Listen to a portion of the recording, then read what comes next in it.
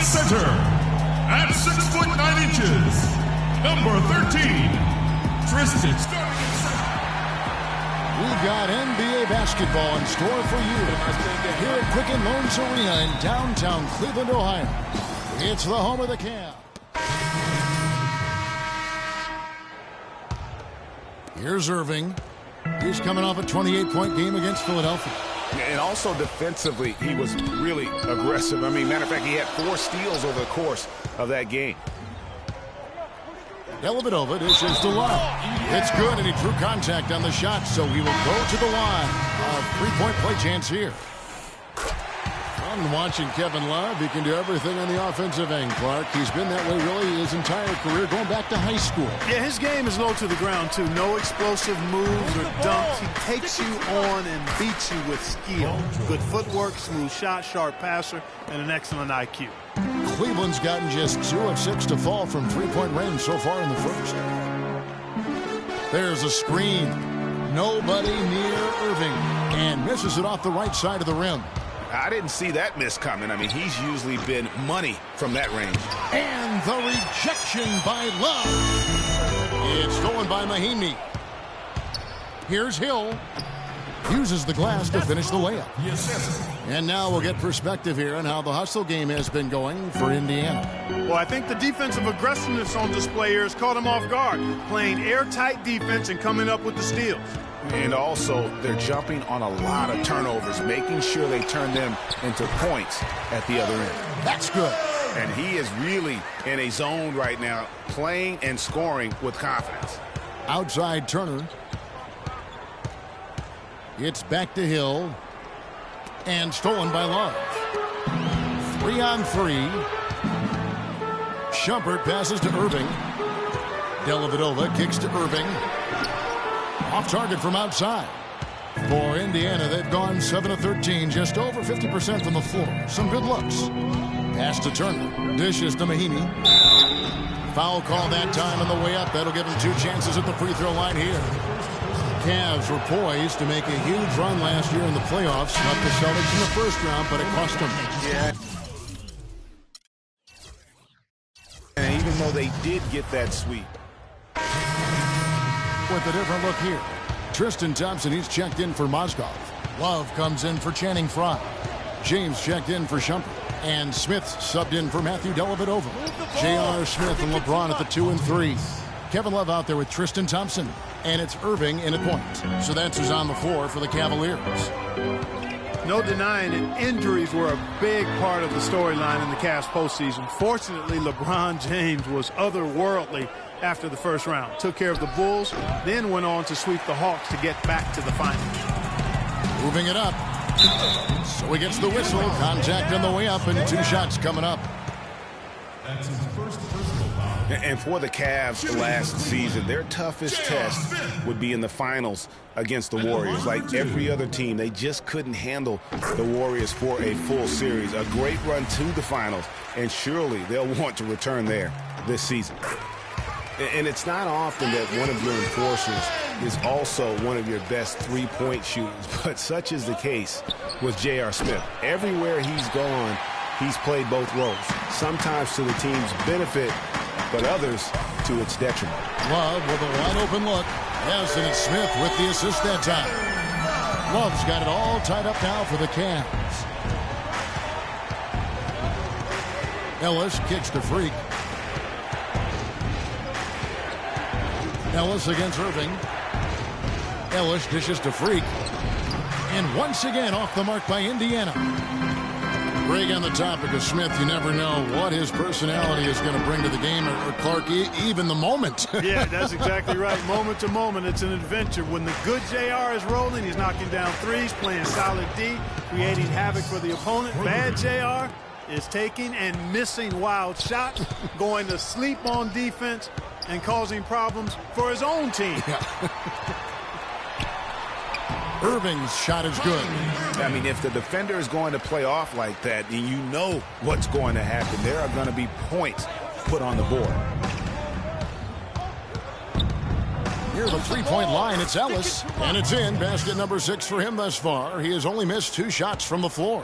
He is just tearing it up this quarter. That lead's not going anywhere while he's this high. Love with the screen on Ellis. Irving attacking the open shot by Love. And again, it's Cleveland. 1:58 left here in the second.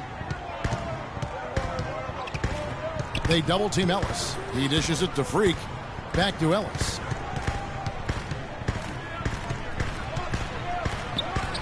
Again, Indiana. He's been one of their more reliable options today, guys. I mean, his shooting has led them to this lead. Ellis against Irving. And it's Love, top of the key. And good on the basket. Book it. Love's got 9 points now in the quarter. A lot of space right there to get that shot off. Not a very good job of the defender getting over the top of that screen in that particular play. George with the bucket. Really well done there. Just confident and composed, never in a hurry. On the wing, Irving. No good. And Indiana will come the other way. They're moving on after the tough loss they took at the hands of Miami. And you don't have to go too deep into the box score to figure out why they lost that when they just had an inability on that day to make shots. You know, sometimes we talk about a defense getting into the heads of the opposing players, Greg, but that night they got up in their own head, just got in their own way and couldn't get out of it. He is just really almost playing for the other team. The shooting has just been poor. The rebound by Paul George. And offensively, he has been a liability more than he's helped this quarter. Out of bounds, Cleveland takes possession.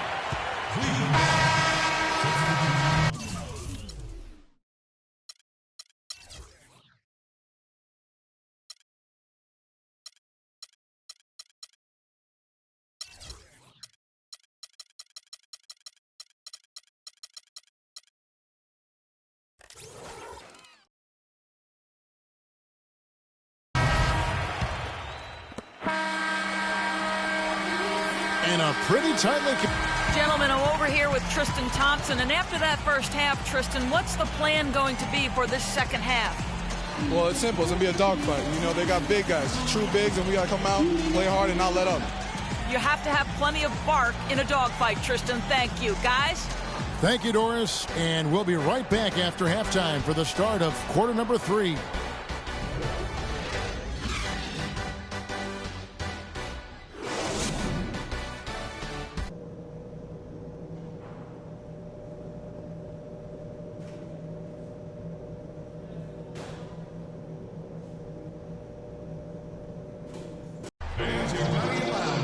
Here we go now, the start of the third quarter, welcoming you back in a closely contested first half so far. What a great game for Love in this one. He has 7. Channing Fries checked in for Love. And Shumpert in there for Smith. Indiana also making some changes. Mahinmi's checked in for Hill. C.J. Miles comes in for Lavoy Allen. And Freak subbed in for Monte Ellis. On the court for Indiana. Freak, he's in at shooting guard. C.J. Miles is out there with Paul George. Then there's Ian Mahinmi. And it's Hill in at the point guard position. You know, Channing Frye signed a 4-year, $32 million contract in 2014. And the very first leg of that contract promptly had his worst season in 5 years. In fact, he even lost his starting job along the way. And Cleveland making a change here.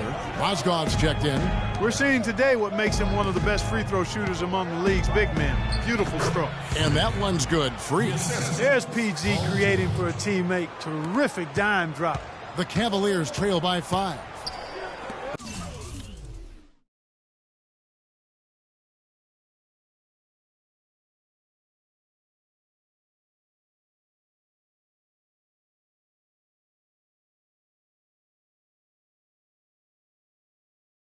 Talking about Channing Frye last year, the three-point shot still there for the second straight season, Greg. He hit the second most threes among power forwards again, landing him back at Kevin Love. Yeah, and offensively fine, but that defense, Kevin, was not there. And Frye was neither quick enough or aggressive enough to stop anyone. And you know he has the talent. It's up to him. He's got to dig a little deeper if he really wants to realize his potential. And that one's good. And that's his style. George. And Freak gets it to go on the assist by George. George has got 5 assists in the game. Outside jumper. Pass to Irving. On the wing, James. He feeds it to Shumpert.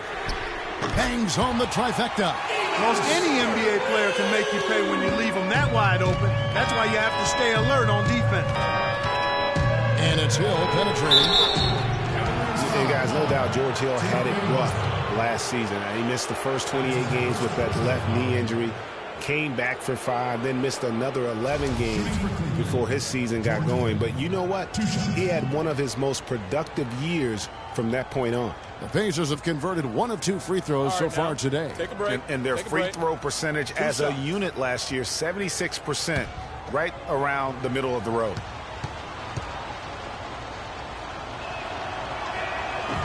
First free throw is good.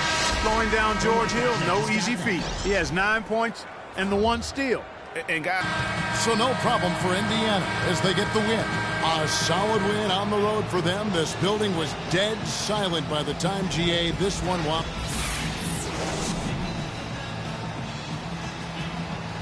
Guys, Paul George. The 2K Sports postgame show.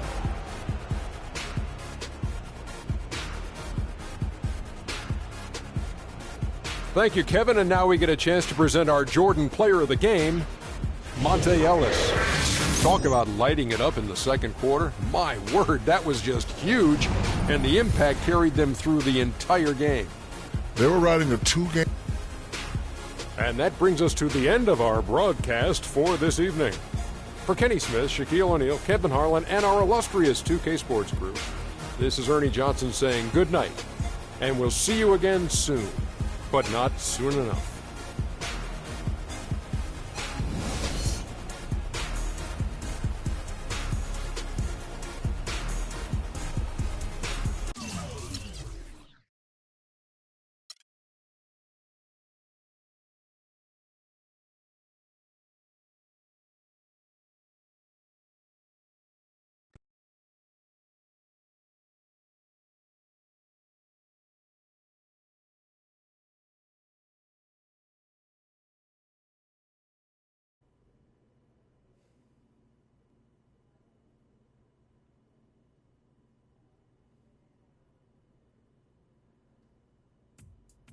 What a life, eh, freak?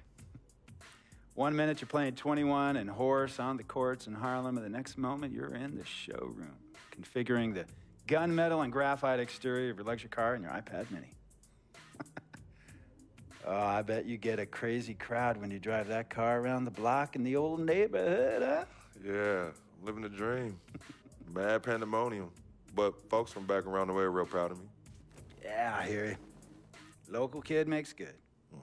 You know, it kind of reminds me of when I took my tech stock public and I rang the New York Stock Exchange bell and my mom's friends called her up and said, "Maggie, is that your son on Bloomberg News this morning ringing the bell?" And my mom says, "Yes, sirree, Bob, it was him."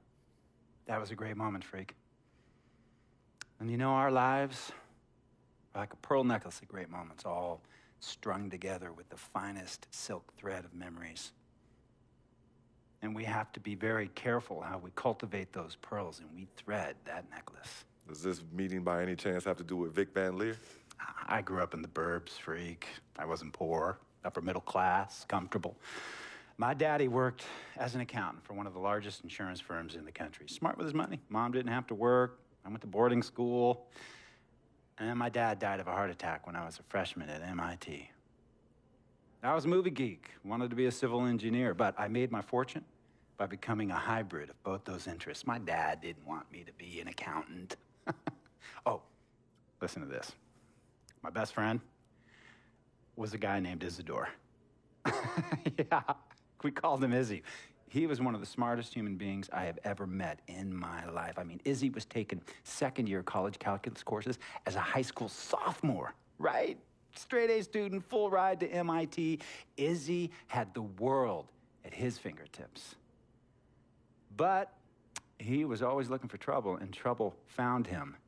He ran with the wrong crowd. And when we got to MIT, he got this great job working for a financial consulting firm in Boston. But every weekend, he would fly to Vegas, See, Izzy had a system for counting cards in Vegas that had the big casinos on the Strip. Oh, stymied. He would come back to MIT with suitcases filled with $200,000 in cold cash. Word? Yeah. So your man Izzy was getting hit off like that? Like a fat rat in a cheddar cheese factory, freak. Okay, so what happened to this dude Izzy? Because he's dope. No, not dope. Dead. After he'd been missing for 3 weeks, the Nevada State Police never found hide nor hair of Isidore. And our friendship took a hit when he asked me to hang out with him in Vegas, and I said I wouldn't do it because I knew he was on a dark and twisted path in his life. And yes, he was my dude. But no way was I gonna throw my life away trying to show my loyalty to a guy who really and truly didn't understand what loyalty was all about. So this meeting is about Vic. Correctamente. Okay, well, sir, Vic isn't Izzy. And why's that, freak? Well, for one thing, you and your dead friend Izzy didn't grow up poor. Me and Vic grew up in a neighborhood where we had to look over our shoulder every 2 seconds to make sure nobody was going to walk up on us and rob us. True. Izzy and I did not grow up in the hood. But we, like you, thankfully grew up in a 2-parent household. But even that wasn't enough for Izzy. He wasn't satisfied. He was always looking for a 5-alarm fire when he already had the warmth and comfort of a loving family. This is not about class warfare, freak. This is about the consequences of making bad choices and risking it all when you feel like you have nothing to lose. Vic is like a brother to me, sir. But you shouldn't be Brother Vic's keeper, freak. Would a brother go looking for trouble and put your career and your livelihood at risk by getting into fights at nightclubs and seedy after-hour joints and then scream to the media, "Yeah, it's all good, I'm an FOF, friendo freak. It's all misunderstanding. Y'all be haters, don't hate my game." I don't think a brother would do that to someone they really cared about, but a guy who looked at you like a meal ticket would. No. See, you don't understand Vic. Really? I don't understand. No.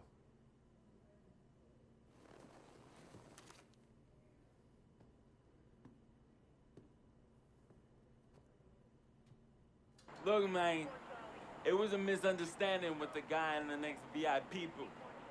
His honey started flirting with me, so naturally I started flirting back.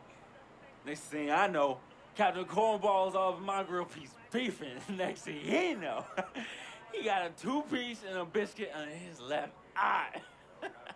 Hey, nah. Damn sure wasn't me.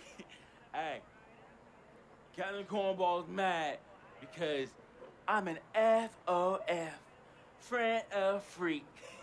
Hey, but check this out though. He needs to train that hottie before he leave the house, though. Yo, he's hotties ain't loyal, man. What's there to understand? Are you freaking blind? You know, I just want to know, how much did you pay your lawyers to make all this go away? Almost $100,000. Excuse me, son, I'm sorry, I couldn't hear you. I said I paid almost $100,000. Exactly. And if you keep riding shotgun with Vic, you're gonna go broke. Quick, fast, and in a hurry. Look, Vic is my friend, and I grew up with him. How many times I gotta tell you, sir? Freak, this is not a request. I am not asking you to do this. I am telling you to do this. And the first order of business is that Mr. Vic Van Leer is banned from traveling with you on the road. Vic is banned from the locker room. And Vic is banned from this arena. And if I catch this guy, Vic, in or anywhere near the facilities, Mr. Vic Van Leer will be arrested for trespassing. Are you serious, sir? Brother, I'm as serious as cancer. We all know that can be deadly. You know, when me and Vic were kids, playing summer tournaments at the Dome, we always imagined making it to the pros, right? And after the crowds left, just a street light was on the court, like 11:30, 12 midnight, even 1 in the morning sometimes. We used to practice player introductions, running on the court, giving dap, high-fiving the teammates. Vic, he would act as an announcer. You know, he would introduce me, announce my name on the loudspeaker, and the Jumbotron would flash my image like a little guy dressed in long shorts and a jersey. And now, fresh off his 3-game, 62-point scoring streak, the youngest player to ever do so in NBA history, Frequency Vibrations.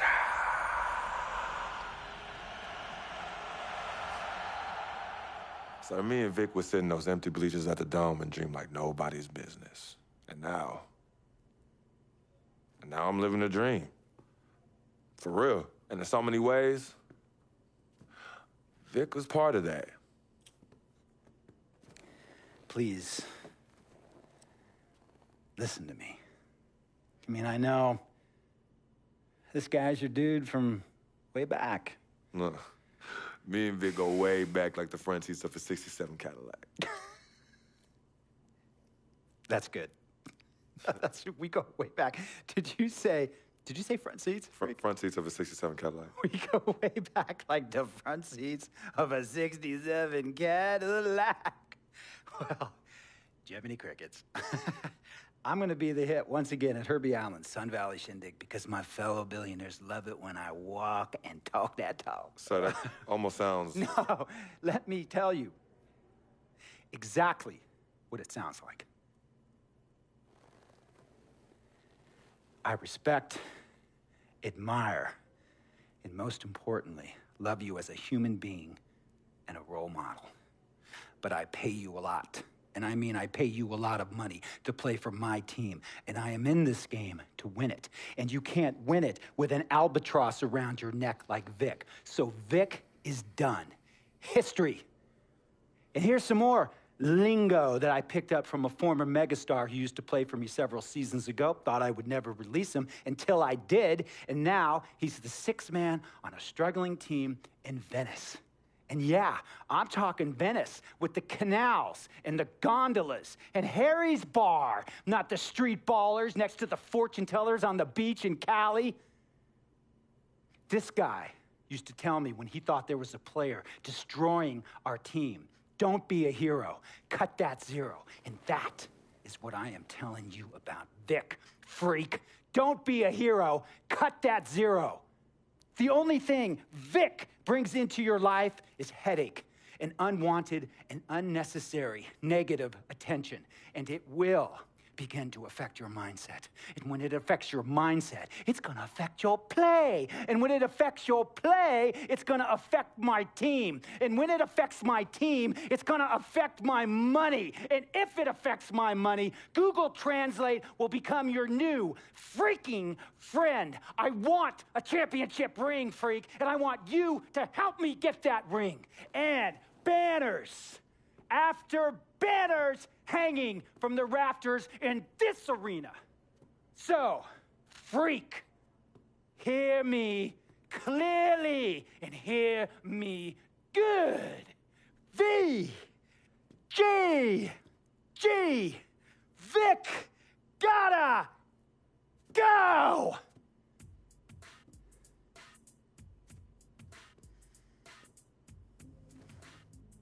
Handle your business.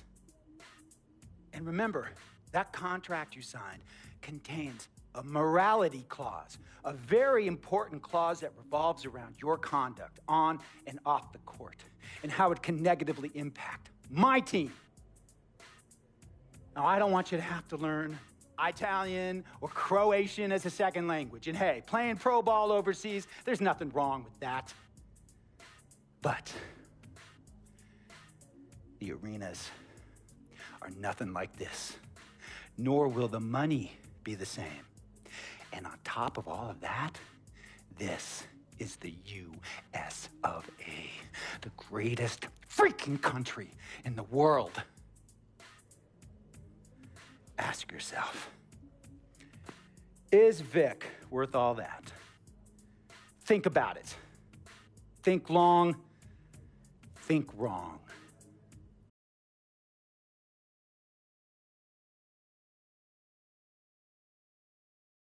Tell you about Vic. He has his bad rap. It's not, and I understand some of his judgments might shadow his actual character. He's not that at all. Man, Vic, let me tell you something. We actually, we have love for each other. We're brothers. Blood couldn't make us any closer at all. I mean, he has so much loyalty to me and to my family. You could see even Cece, has issues with him, but he still loves her. He still loves her.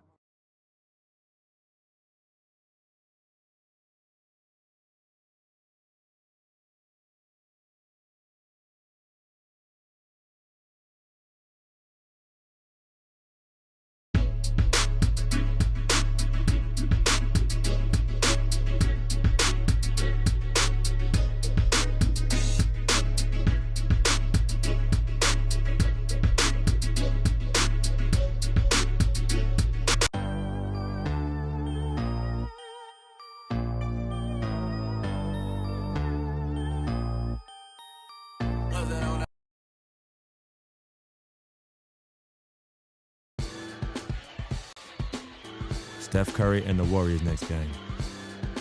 I've been looking forward to this for a while now. You know they'll be running and gunning. And Steph's gonna do 2 or 3 things that make you want to stop and stare. But we can't let that distract us. Because if we lose focus for even a second, they'll be up 20. So maybe it's up to me to put on a little show of my own.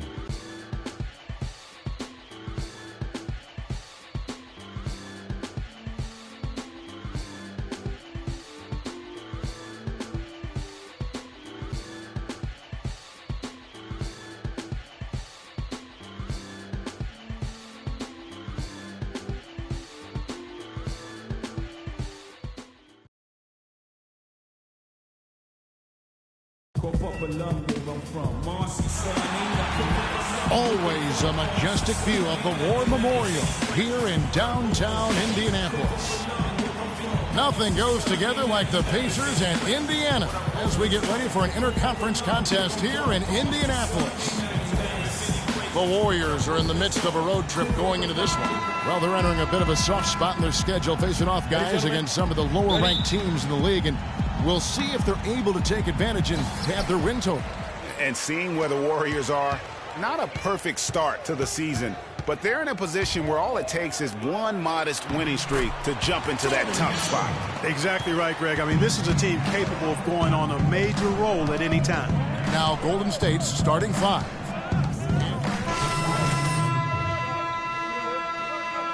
Turner comes in for Allen, and Freak subbed in for Monte Ellis.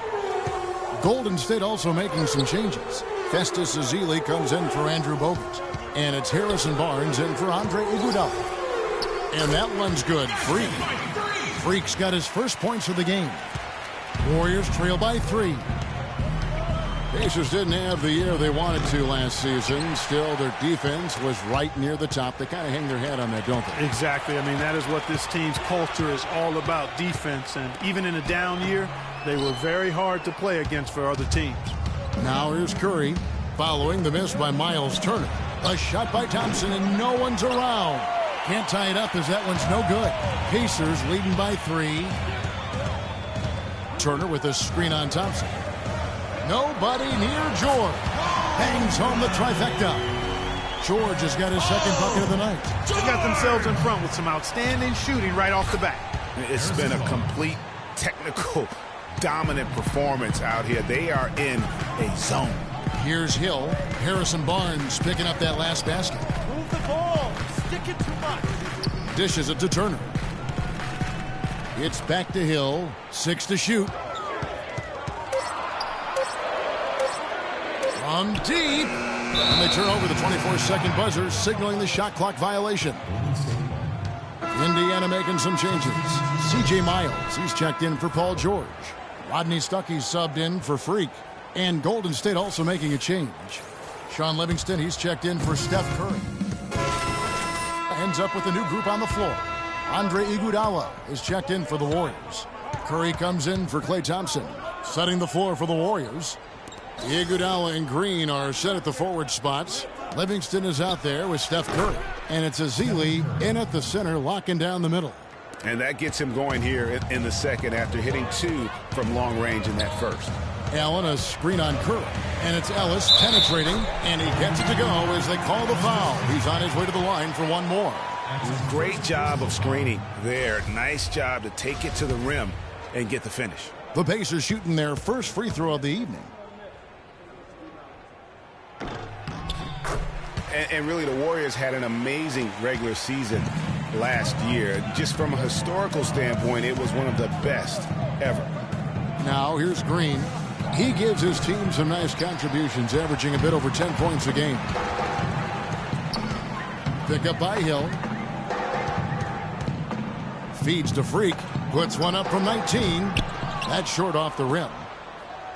And for the Warriors last year, they would end the season with 67 wins. That number, Clark, tying for the 6th best win total in NBA history. And my guess is only a few people saw it coming. I mean, as the season wore on, it became more and more apparent that the Warriors were for real, but it took a while for people to accept that fact.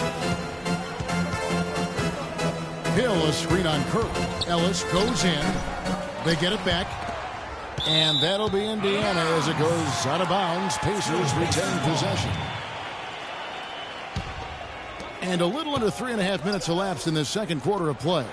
George, that's a two-pointer. Good, the assist goes to Hill. And that's now 7 points here for George. It's got to be nice for them to know that game in and game out, his offense is going to be there for him. And he gets it to go. You know, he's had better starts, obviously, but he's shaking it off here in the second. Pacers leading by 5. Hill, a screen on Iguodala. And George, here we go. The pick gave him all the room he needed, and he knocks down the J. George has got 9. A lot of space right there to get that shot off. Not a very good job of the defender getting over the top of that screen in that particular play. Green dishes to Azili, and the basket good. And you're not going to pass up that kind of play. Last outing for Golden State, it was a loss to the Nets in Brooklyn. And the issues they had defensively, in part, I thought, was a huge factor. Really compounded, I think, because it was a road game for them. Well, you know, they gave the crowd a bunch to cheer about. And when you do that, you put yourself in a really tough position trying to come away with a road win. Well, for Jordan Hill, something wonderful happened to him last season. The breakthrough he'd been waiting for on his 6th year. Yeah, Kevin, you know, it had to do, and I think correlated with him getting a chance to start games, and it blew up for him from there. Posted career-high averages across the board. Livingston and the Warriors tack on 2 more. Very well-executed pick to give him all kinds of space to get that one off. Here's George, drilled from 11 feet out. George has got 11 points. He shot the ball exceptionally well as they've built this lead for themselves here. Here's Spates, and it's Freak with the rebound. That's something they need to do more of. Get after it on the glass. Go get those boards. Clark, it wouldn't hurt. Some extra possessions would definitely help narrow the gap and maybe swing the momentum. Here's Hill, and so he draws the foul on the shot on trip to the line to shoot 2.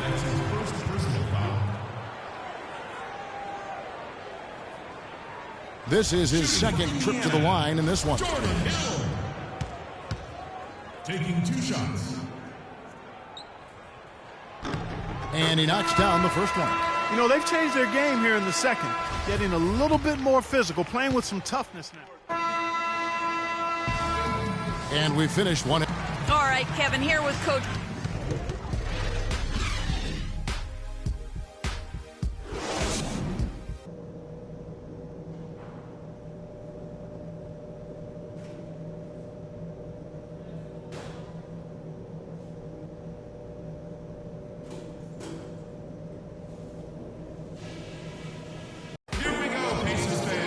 The second half just about to get going here. You look at Paul George in this game, guys. He's been everywhere. Yeah, you just love it when the decision-making is as good as it was there in that first half. Didn't force anything. Guys, I think here in the second half, though, they may want him to be a little more. For Indiana, they come into this one following a loss to the Jazz in Utah. And nothing went well offensively on this night for them. They were just completely disjointed. Yeah, you could call it the 3 Ds: disjointed, disorganized, discombobulated, or whatever else you wanted to use to describe that would be appropriate. And for a long time now, Indiana has protected the rim. It's one of the core elements of their defense and why they are so strong on D every year. George against Iguodala. The drive by Thompson. 3 on the clock. Hill pulls it in. Hill's got his 5th rebound right now in the game. Just not much success when it comes to shooting. Move the ball. It's sticking. They set the pick. Down low. Here's Freak. That falls. Nice speed that time from George. George has got 4 assists now tonight. And last year for Indiana, top 3 at protecting the rim. Opponent shot under 50% right at the hoop club. You know, that number might not sound like a lot, but being under 50% on essentially layups, that's a big deal. Protecting the rim is a huge part of winning basketball. Took advantage of some shoddy defense there. They've got to at least get a finger on him. Ellis outside. And it's going to be a 3-second call. Some changes for Indiana. Mahinmi comes in for Hill, and Turner's subbed in for Lavoy Allen. And Golden State also making a change. Barnes is checked in. Green, the screen. Thompson for the triple. The Pacers pull it in. Mahinmi's got 4 rebounds in this game. A slight rebound advantage for them. One more column in their favor, and it's all adding up. Well, you take a look at all of the stats, the team stats, that is, and that's one of the many areas that they've had the advantage. As a result, they've got a big lead. C.J. Miles, he's checked in for Indiana. Stuckey comes in for Monte Ellis. Spates checked in for Golden State. Curry comes in for Sean Livingston. Outside Curry. They double-team Curry. Here's Spates. Knocks down the 10-footer. And you think about Stephen Curry, clearly one of the greatest shooters the league has ever seen. Clark, I think you could make a case that he's the best off-the-dribble three-point shooter in league history. What do you think? I think he's the best total shot maker shooter we've had in the league. When you look at all aspects of shooting, I don't know if anybody's ever been better. George Hill's checked in for Freak. Some changes here for the Pacers. Freak's checked in for Turner. And Ty Lawson subbed in for Hill. Andrew Bogut checked in for the Warriors. And tonight's battle is going to end with a very clear winner, leaving nothing to chance. Impressive win for the Pacers. They found a great rhythm from long range. They sure did, Kevin. Every time they left the man open deep, he'd get a good